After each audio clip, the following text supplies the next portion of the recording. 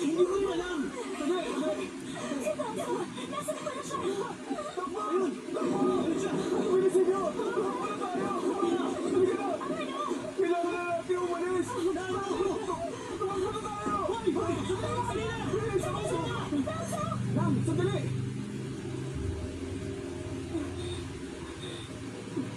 Hindi siya si Tonto.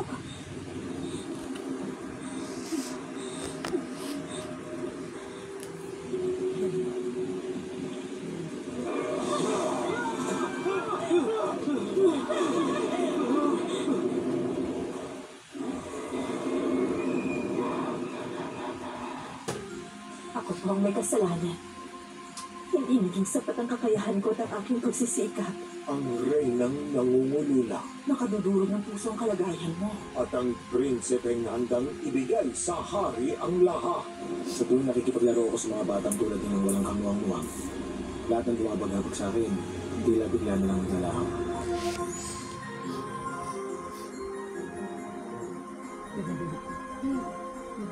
Ipaubaya lang sa kanya ang isa. Hindi na ginagawa to.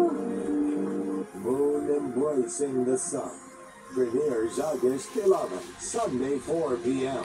sa K-Feels ng Heart of Asia. Naging na gusto.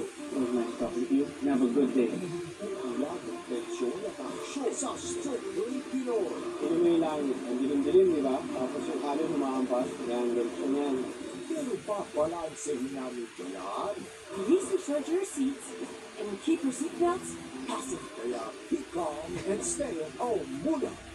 Catch these movies Saturdays here on Heart of Asia. Ikaw raw ang pinakamagaling dito. Totoo yun. Pwede siyang maging model, pero pinili niyang maging doktor. Hindi lang yun ang mahiwaga sa pagkatao niya. Iba na talagang magaling. Si Professor Cha, siyang pinakamagaling dito kahit ang hospital director tumipikot sa kanya. But for some reason, kunti lang ang nakakaalam ng true feelings niya. Ang tingin mo ba sa akin, katulad pa rin ang pipitsuging intern na iniwan mo? Pero ang soloista mapipilit ang mag-team up.